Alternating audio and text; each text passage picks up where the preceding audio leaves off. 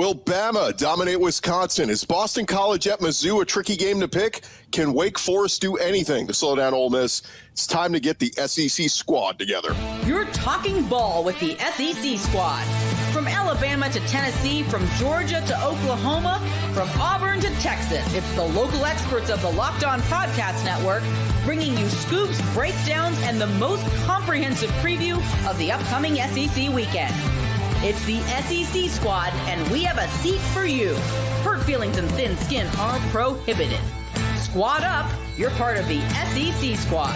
Hey, what's happening, everybody? Welcome to the SEC squad. Sit back, grab your favorite beverage, and join us as we get you ready for another wild week across the Southeastern Conference. Today's episode presented to you by our friends over at FanDuel. Now through September 22nd, all FanDuel customers can bet $5 and get a 3-week free trial of NFL Sunday Ticket from YouTube and YouTube TV. Visit FanDuel.com to get started. All right, quick roll call here as we welcome in our guests. We've got John Miller, host of Locked On Mizzou, Stephen Willis, host of Locked On Ole Miss, Jay Smith, host of Locked On Sooners, and our buddy Chris Marler, host of Locked On Gamecocks. I'm Chris Gordy, host of Locked On SEC. Gentlemen, a smaller group this week. That means more people get to talk, but hopefully we will get no less vitriol and rude comments and hurt feelings. Guys, I want to open up before we get into SEC Week 3 and some of the big matchups this week.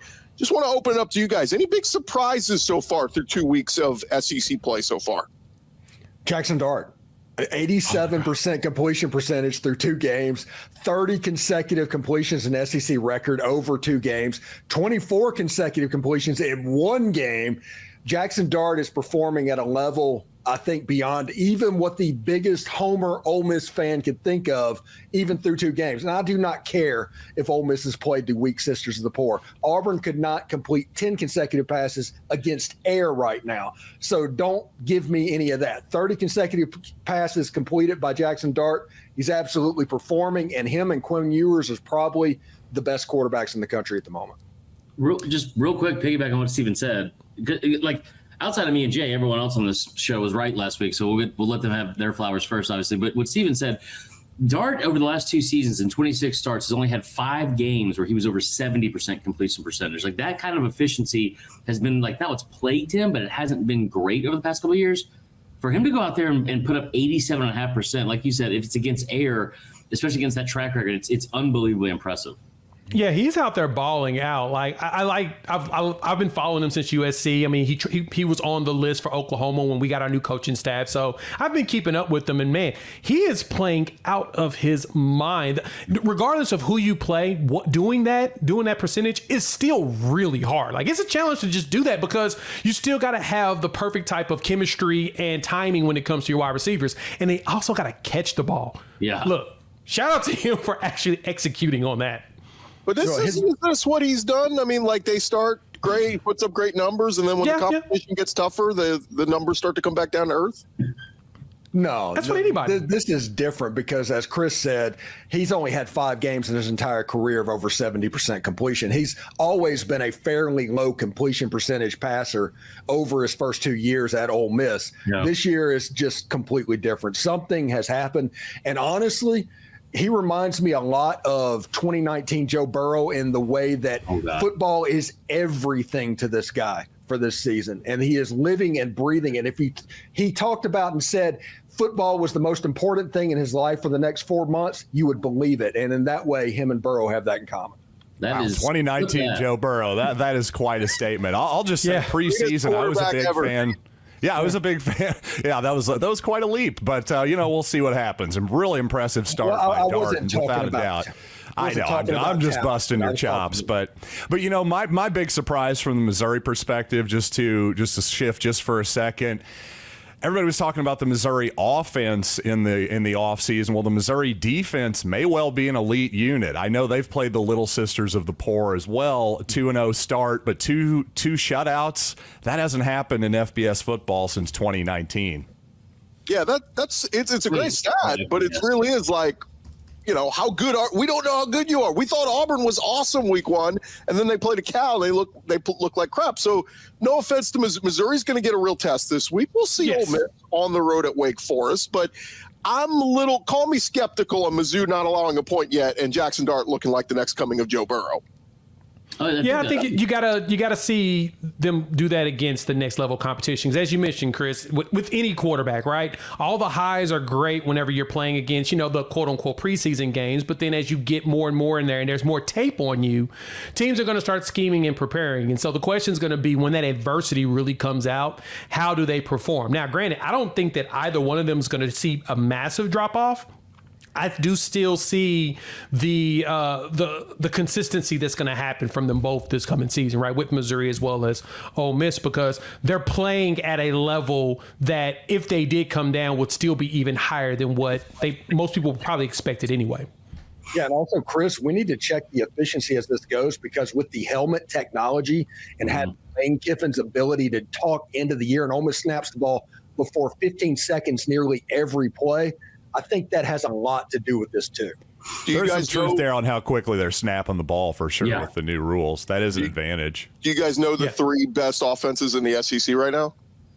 South Carolina, Kentucky. Kentucky's offense is the best defense. I'll tell you that. They are. I'll say Ole Miss, Texas, and Alabama. I'll give you Kentucky is dead last in yards per game, so they're dead last. But Ole Miss, number one, over 700 yards of offense. Arkansas and Bobby Petrino, number two. And then Tennessee, number three, with Josh Heupel. I think there's something to the coach being in the headset of the quarterbacks. And, I mean, no surprise at those top three. I think the other thing that surprised me, too, just kind of going around the rest of the SEC, like I know Arkansas is 1-1, so it's not like a super sexy thing to talk about. But I tell you what, man, they are just a comedy of errors and self-sabotage. Like I jokingly said on Twitter before my account got suspended again, Gordy, that this is an Antonio Brown level of self-sabotage that we saw from Arkansas this weekend. It was unbelievable what they did to themselves. But I tell you what, that offense is going to travel, and as long as they can figure out ways to not have that many mistakes, they're going to be dangerous with a lot of teams.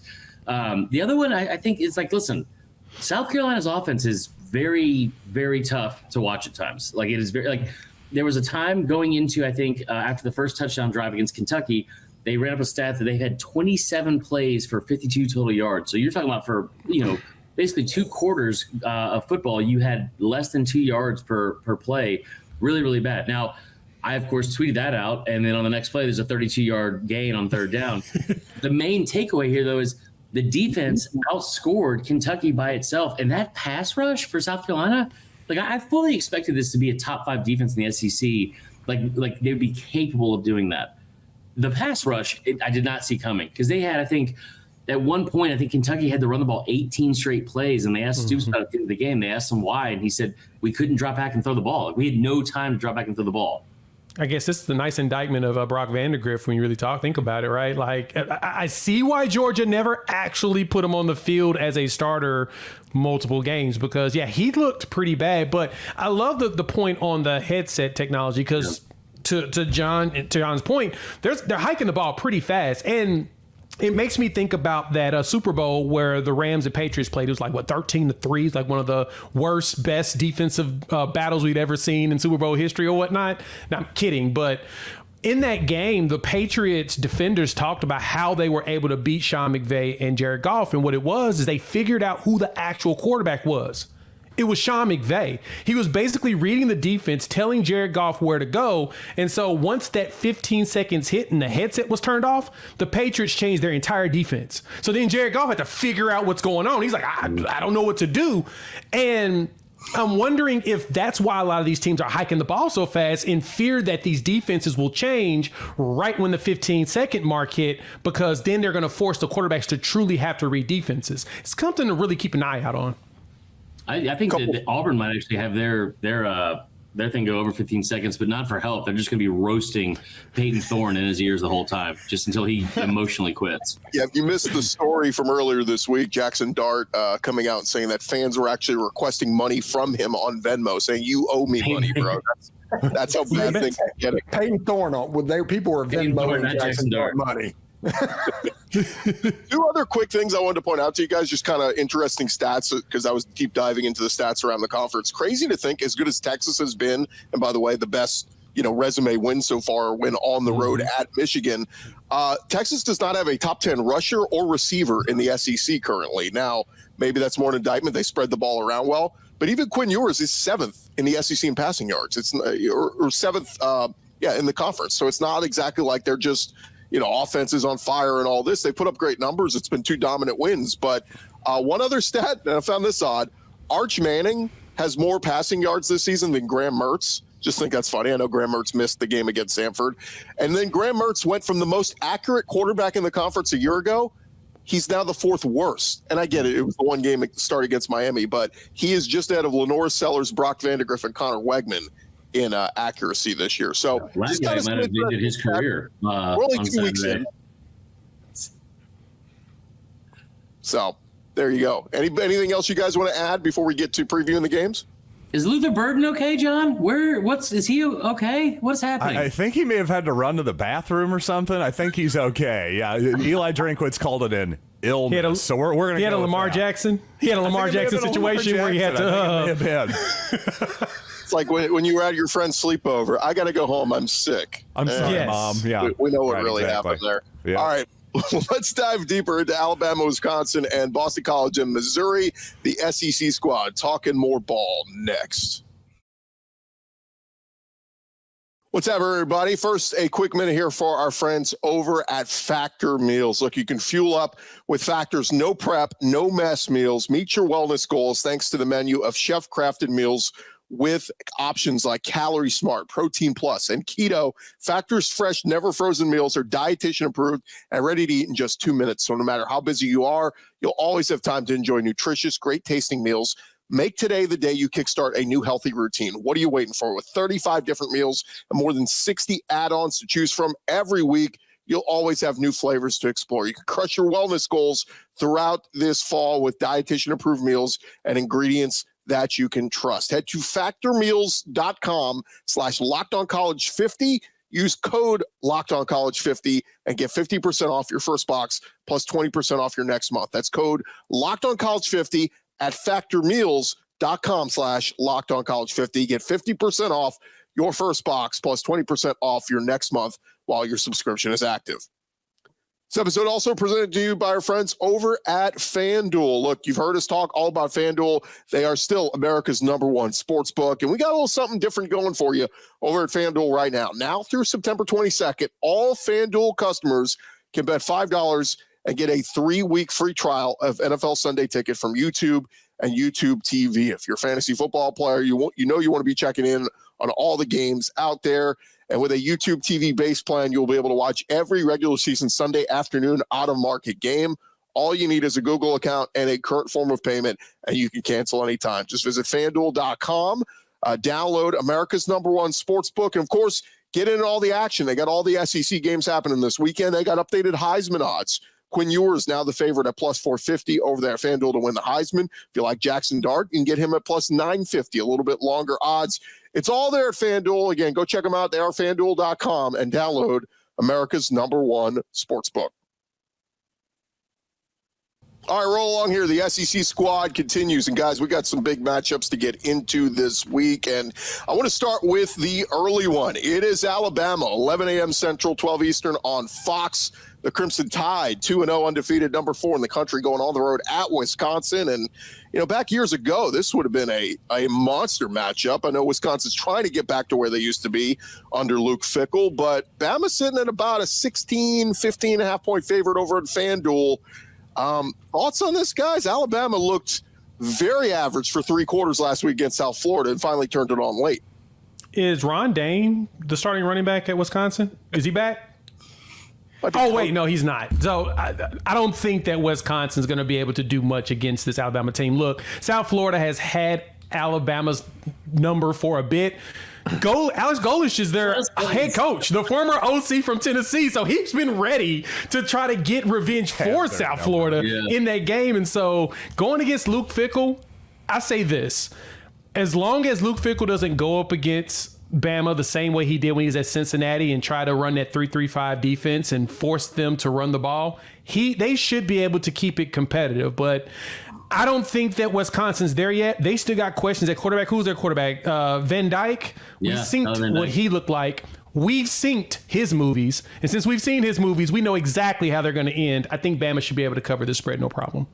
Yeah, Wisconsin's offensive coordinator is Phil Longo, who was famously at Ole Miss with A.J. Brown and D.K. Metcalf and those guys. UNC too, with all those guys. Yeah, UNC, yeah. And you have him that has the background of losing like 66-3 against Alabama every time they played. I do not have high hopes that he is going to do much better because he's going to basically have a trigger warning when he sees the side of that helmet. But Wisconsin, if they had a little bit more, I don't understand why that coach at Wisconsin hired Phil Longo and changed the entire identity of what Wisconsin football was. That makes no sense to me. And because of that, you're dealing with a little bit of a system change. Now, Alabama, they need to run the football. They do not need to drop back and try and turn Jalen Milroe into Tua Tagovailoa. They fall into that trap a little bit. If they run the ball with those backs, with that quarterback, they're probably going to win this game 2-3 touchdowns. The offense has been clunky for you thought this was going to be a marriage made in heaven with DeBoer and Nick Sheridan with Jalen Milroe. And I read a quote this week. They're like, oh, we're still all trying to get on the same page. And it's like, you had all offseason. What's going on there? And then the running stats are skewed because it's like for 3 quarters, USF shut down Bama. And then there goes Jam Miller. And there goes Justice Haynes. And you look back and they ran for 300 yards. It's like, yeah, but that was not the story of the game for 3 quarters. Like the game's last 60 minutes there, Gordy. I will say there were 5 drives at one point from the second and third quarter, and Bama had a total of negative 23 yards. That offensive line that you have heard me talk about, Gordy, all last year and this year, deep dive after deep dive, worst offensive line in program history, gave up more sacks last season than Washington, Oregon, Georgia, and Michigan combined. They gave up 11 more sacks just last year than Georgia had given up in the last 3 years combined. They had 2 injuries up there, and Caden Proctor obviously still not 100%. You should still be able to run the football against South Florida. And I tell you what, the other scary part of it is the whole recipe for success for South Florida was they just brought 5-6 people every single time. And Bama could not figure out a way to get Jalen Milroe away from the pressure. And he's going to catch a lot of flack for whatever reason in general. But like they had at one point, halfway through the third quarter, on 43% of his dropbacks, he faced pressure. And that should not happen with an Alabama offensive line, regardless of what the combination is. Guys, I want to pivot to one of the other big games this weekend. It is Boston College at Missouri. And John, a weird game. Like on paper, these next 2 games for Mizzou before the season, we just said, easy dubs. But now Boston College and Vandy, you start to go, these are actually 2 decent teams. Bill O'Brien maybe got a little bit too much credit for the win over Florida State week 1. It was good, but I think we'll find Florida State's probably not very good, but still a much more competitive matchup, I think, is what we're expecting here. Yeah, I think that's totally a fair point with Vanderbilt and Boston College. Like you say, I think both of those teams so far have looked like they're fundamentally sound clubs who can run the football, aren't going to beat themselves a whole lot. So that is kind of a recipe for an upset if Missouri happens to play some sloppy football. Fortunately, the Tigers have been pretty mistake-free for the most part, other than some penalties here and there. But yeah, that's a little bit of a worry. To me, I think if you're Boston College, you have to challenge Brady Cook and the Missouri offense to throw it deep, because if you just let Missouri dink and dunk you to death, you're not going to win. That's not a recipe for success. I think the Tigers will find enough matchups that they like that ultimately they'll win this game. But yeah, this is going to be a tricky one potentially for the Tigers. I still think ultimately they end up with a relatively comfortable victory in the fourth quarter. Are you concerned at all about, like, I know they lost some guys. You had more defensive guys drafted a year ago from Mizzou than they did at Georgia. You got some guys off the edge. I think they lost somebody preseason too for the year off the edge. So it's like with what Castellanos can bring to the table for Boston College, he is like their whole offense, like that, like, and what he can do extending the play. That's the only thing I feel like I would be concerned about for Mizzou, because I tell you what, you watch a defense that gets somebody in 3rd and 8, 3rd and 7 or longer, and then you see these 9, 10, 11-yard gains after a while. It's like they could be backbreaking after a while. I think that's the only route for victory for Boston College, though. Yeah, I think that's a great point about the Missouri defense in general. I think that's why it's been a pleasant surprise that the unit, not just statistically, but I've been to the games, of course, and they've just played really sound fundamental football for the most part, and they've brought in just a whole bunch of substitutes in waves, too, especially on that defensive line. And so far, there just hasn't been any noticeable drop-off. Of course, against Boston College, you never know what could happen. The one thing with BC, I don't anticipate that they're going to be a hurry-up style style of offense or anything like that. You never know what wrinkles they could have specifically for Missouri. Yeah. But I think the Tigers will be able to keep rotating those guys in, and their superior depth that with that SEC NIL money, to be brutally honest with you, is probably going to come out in the long run for a win for Missouri. Interesting thing about Missouri, they've had great running backs the last few years. Nate Noel and Marcus Carroll. Like, they've run for over 400 yards as a team. It's not, but so far it's running back by committee. It hasn't really been like that one guy to jump out. Noel's got 23 carries. Carroll's got 18. So we'll see if one of them emerges or they just go two-headed monster all year. Yeah, that's the one thing I was wondering about what was going to go on with Missouri was what their run game is going to look like. Because it feels like with Drink and the way that team is set up, that running back is critical for the success of the team. But right now, you got preseason and you're figuring out who's going to go ahead and be that main back. Because who was it, Cody Trader last year? Dude was a beast. Like, dude was a monster. Like, he was so good, especially as a walk-on. Former walk-on, Jay, from a D2 school. Did you know that? From a D2. Like, it's first one who's ever brought that up. Yeah. It's in the likes of Baker Mayfield when he walked on at Oklahoma. It's just fascinating to see that he was able to go in there and say, you know what, I'm taking this job, and then actually produce. Not everybody does that. And so the question has been for me is who's going to be that running back that's going to step up for Missouri. That way that offense just starts to hum back like it did last year. Let's talk one more game this segment, gentlemen. LSU at South Carolina. And this one before the season, I think LSU fans were putting easy dub. And everyone was. Not so fast. College game day heading to Columbia, South Carolina. Sandstorm is going to be pumping. Now, it is a 12 Eastern game, so it's not going to be your guest picker, Juice Wells. What's that? The guest picker, Juice Wells. Yeah, not available. Oh, he was going to, Steven, but he faked an injury to get out of it, so he's not going to be there for it. I wouldn't doubt Steven Garcia maybe on the table to be guest celebrity. That has been not the rumor, but a lot of people have been trying to push game to do that. I doubt they will. I think Don Staley might be involved in some capacity. I get very excited, Gordon. That's very rarely are the lights shining down on Columbia, South Carolina, especially for college game day. First time in over a decade that it's been to Columbia. Huge game. And I think this is when you talk about all the stuff in the offseason, I kept bringing up like 4 games for the South Carolina team that everyone just assumed were a loss. And it was LSU, A&M, Mizzou, and then Ole Miss. And I understand the perception of the team going into the season, all that kind of stuff. But those are 4 teams that have played pretty poorly on the road over the last several seasons. LSU is a team that's 8-12 in road games since 2021.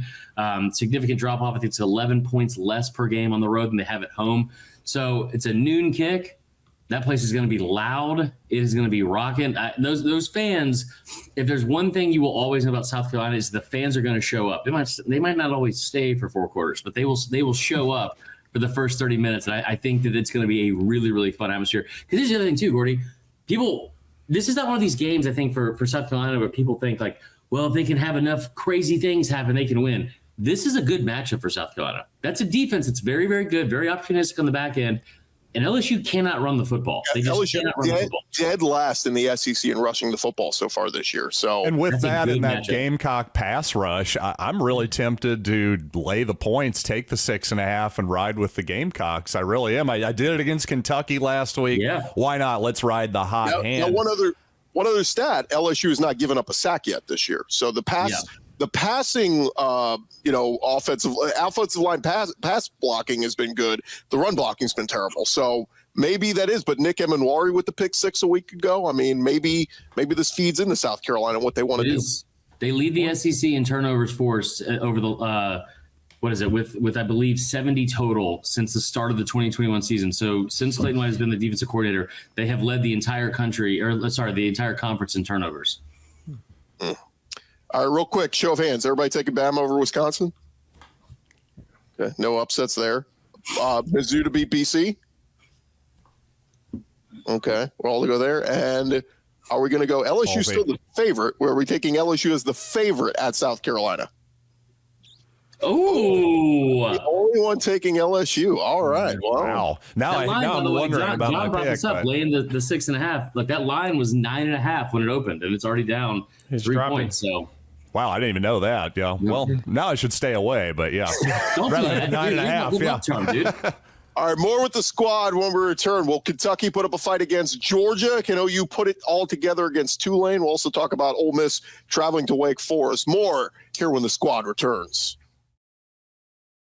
Back to the squad here in just a second, but first I want to remind you guys about our friends over at LinkedIn Jobs. When you are hiring for your small business, you want to find quality professionals that are right for your role. That's why you got to check out LinkedIn Jobs. LinkedIn Jobs has the tools to help you find the right professionals for your team faster and for free. LinkedIn is not just another job board. LinkedIn helps you hire professionals you can't find anywhere else, even those who aren't actively searching for a new job but might be open to a perfect role. In a given month, over 70% of LinkedIn users don't visit other leading job sites. So if you're not looking on LinkedIn, you're looking in the wrong place. On LinkedIn, 86% of small businesses get a qualified candidate within 24 hours. Hire professionals like a professional on LinkedIn. And LinkedIn, they know that small businesses are wearing so many hats, and you might not have the time or resources to hire. They're constantly finding ways to make the process easier for you. Go post your job for free at linkedin.com/lockedoncollege. That's linkedin.com/lockedoncollege.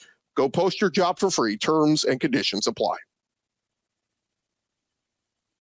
One more segment here with the SEC squad. We say goodbye to our buddy Chris Marley. We're welcoming Spencer McLaughlin of Locked On College Football. And gents, we got 4 other big games in the conference we got to get to. Let's start with Georgia at Kentucky. A week ago, this seemed like this was going to be the game that was going to host College Game Day. Everyone in Lexington was going to be fired up to bring Georgia, the #1 team, to Lexington. And they go and lay an absolute egg against South Carolina last week. And now, even my wife, who's a Kentucky fan, even she's turned off from this game. She's like, I have no interest in watching us get our brains beat in. Can Kentucky do anything against Georgia to keep this one close? Of course they can. Of course they can. College football is not logical, Chris. There is no logic to the way Kentucky played Georgia the last time that they played. Of course they can. Now, you may ask the question, Spencer, are you predicting that Kentucky's going to push Georgia? Absolutely, positively not. I would do no such thing. I have been on the Georgia hype train as much as anyone can be since the spring. I think they're the #1 team in the country and the national title favorites until proven otherwise. Until I see a team, and look, I think Texas was really impressive. I think Michigan is a good team, but not a great team this year. So I want to see how Texas matches up against Georgia. I think it's going to be a really, really fun game when it rolls around on the schedule. But can Kentucky push them? Sure. It wouldn't shock me per se. Will they? No. And who knows that Georgia defense better than Brock Vandagriff, right? Yeah, flip that around a little bit, too. He knows Brock Vandagriff better than Georgia. And right. When you have top 100 players playing on the defensive side of the ball against an offense that is struggling mightily to do anything right now, going against Georgia is not the medicine to get right. So yeah, this is a how many points is Kentucky going to score game. And because of that, I just don't think you can put this line high enough. I like to go against the grain, but I can't do it here. It's wild because Mark Stoops, ever since he's been there, at least his teams, when they lose, they still fight hard. Never seen them quit, and for the first time, they quit last week, and so they got a whole season to go. They got to get that ship righted. One is kind of interesting. We didn't think that Houston would give Oklahoma much trouble last week, and they did. Tulane just gave Kansas State all they could a week ago. Jay Smith, what do you make of Tulane coming into Oklahoma as the Sooners trying to find an offense? Well, Tulane's right now in Shreveport as they're avoiding a hurricane so they don't get stuck in New Orleans, because if they don't leave, they left now. If they didn't leave now, there's probably going to have to cancel the game because there was no way they were going to get out of town. But biggest problem we're seeing in Oklahoma is we've had 4 centers in the 3 starts that Jackson Arnold's had, right?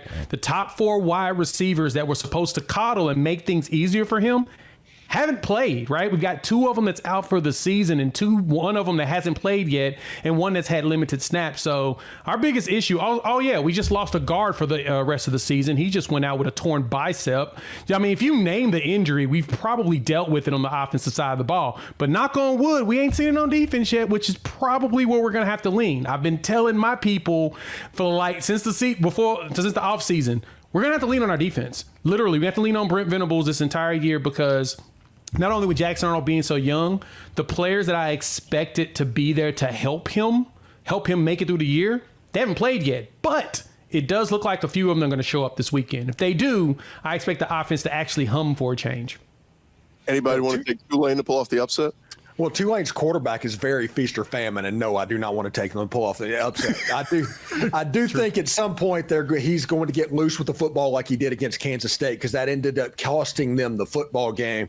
He either makes big plays, he gives up big plays, and there seems to be nothing in between. It should be a lot of points, but this could be a little bit of a get-right game for Oklahoma. Yeah, Steven, you mentioned the Tulane quarterback. Darian Mensah is the name, and I think Oklahoma fans should have some healthy respect for what he's capable of. Kansas State learned that last week, and Mensah's a baller. He is a gamer, but as you mentioned, Steven, he has to cut down on the turnovers. If he does, if you tell me that Tulane turns the ball over 1 or 0 times, I think Oklahoma's in a dogfight to the very end. 2 or more turnovers, Sooners win by 14. He has a little bit of Cam Ward to him. I like that. I like that. He has Cam Ward, but not as good. Yeah, he's Cam Ward light. Cam Ward was not quite the R. Diet Cam Ward. Shout out to Tulane. They go from Willie Fritz to John Summerall, and they're still awesome. So, we'll see. Summerall's good. Anybody look up his coaching record at Troy the last few years? That's a good football coach. He's the next Kentucky head football coach. Let's head out to ACC country, Stephen, as Ole Miss will finally face somewhat of a test as they will go on the road at Wake Forest, a team that blew their game against Virginia a week ago. I only know that because my YouTube TV was giving me 4 games, and it was the 4th one in the corner. But what do you make of this one? I mean, at least somewhat of a test for Ole Miss.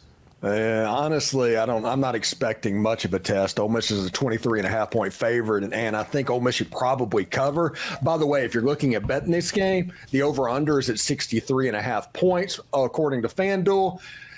Wake Forest isn't going to score enough, and Ole Miss isn't going to score enough to get to that 63 number. So I think the under is a pretty safe bet. And with rain in the forecast, that might be a good deal.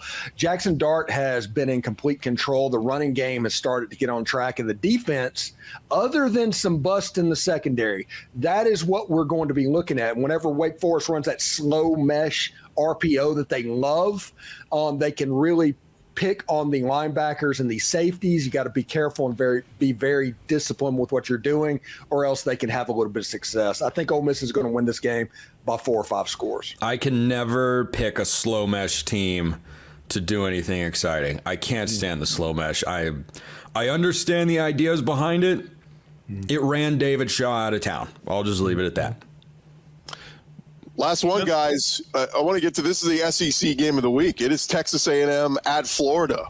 Well, I mean, what the hell are these two teams? We're trying to figure out. Florida got some life in them last week against Samford. DJ Lagway at quarterback, and now Billy Napier saying we're going to go back to Graham Mertz, but we're going to play both guys. A lot of Gator fans yelling, no, let's go with the 5-star. Let's just see what he can do. We know what Mertz can do. Let's see what Lagway can do. So going to be interesting. But how about A&M? They cannot stop the run. They have been gassed by the run through 2 weeks. We saw it against Miami, but when McNeese State is doing it against you, you got some problems. So two teams kind of, what are they this year in Florida and A&M? I'm not going to lie. Napier even heard of who Wally Pipp is? I mean, come on. Graham Mertz needs to sit down. Lagway needs to be on the field. Yeah, I'm a little shocked that Texas A&M with Elko has been struggling with the run. I mean, a lot of those dudes on the interior were guys he recruited to Texas A&M. And so seeing that they're not able to stop the run, it's baffling, right? Week 2 was baffling in general, right? We saw so many games that just did not make sense for certain teams to win. I mean, I'm still trying to figure out how Notre Dame lost that game, but you start to see a lot of those. And going into week 3, I know that Texas A&M and Florida have looked bad. If Florida doesn't play Lagway, they're probably going to lose this game. What I'm really interested in, normally in this situation, I would say, hey, the home team, 4.5 points are getting it. Let's just lean Florida. The problem is right now, I'm not sure playing in Gainesville is actually a home field advantage. I almost think the Gators would rather play on the road at this point because, again, the whole Lagway Mertz situation, we're going to play them both. I mean, you want to talk about a recipe for hearing the boo birds in the first quarter. There it is. There's the formula. Well, how about Texas A&M has not won a road game in the conference in like a couple of years, a true road game. So it's been a while. So Shamar Stewart talked about that this week, Shamar Turner rather. And I don't know, it's going to be interesting. You want another awkwardness for this game? You know, Florida does the Mr. Two-Bits. They're bringing back Emmitt Smith to do it. Only problem is his son, E.J. Smith, is the third-string running back on A&M's team. Oh, no. So talk about divided You guys interest. watch Parks and Rec Yes. fans in the chat. Tom Haverford's "Oh No No" That's an oh no. Why would you? Of all the games, I mean, okay. Oh man, that administration. Okay, I don't think they're in a very easy spot. Nobody thought that out, right? No. They saw something else going through their head. For the Gators, he wants his son to do well, but he wants the Gators to win, right? Good luck explaining that one to the wife at home. That's tough. Yeah, that's tough, man. By the way, before we get out of here, I do want to give all the respect to our Vanderbilt overlords and good luck this weekend. Yeah, man. Hey, 2-0. Let's see if my favorite meme of the college football season can't be repeated on here, but it was after week 1 when Vanderbilt had won and a bunch of other teams had not, and it was Vanderbilt. Let's just say their logo talking smack to Florida, Texas A&M. Yeah. Steven knows what I'm talking about. I know what you're talking about. Vandy, by the way, a 10.5-point road favorite at Georgia State. So if they can keep that one going, they will hit the season. Do you know that would be the earliest over hit of the college football season? Their win total, I believe, closed at 2.5 on FanDuel. It is. Wow. It absolutely would. Real quick, raise your hands. Are we taking Aggies on the road at Florida? Raise your hands. I think I am, yeah. Okay. No, it's ill. With so much confidence and enthusiasm. But yeah, I just can't find it in myself to take Texas 8-4. I think you're right. I think there's a chance Lagway. Steven, that took me a second. Lagway. That took me a second, but that was good. Lagway looks awesome, and you're right. Wally Pipp. He gets Wally Pipp, Graham Mertz. See you later. They ride with Lagway the rest of the way. We will see. And if he leads them to victory, they absolutely will do that. Gentlemen, it's been a pleasure. Thanks so much for joining us as we do with the SEC squad each and every week. Hey, real quick, I want to remind you guys, follow and subscribe to your favorite Locked On SEC podcast. We'll be covering your favorite teams every day throughout the season. Don't forget, I've got you covered in the entire conference each and every day with Locked On SEC, part of the Locked On Podcast Network, covering your team each and every day.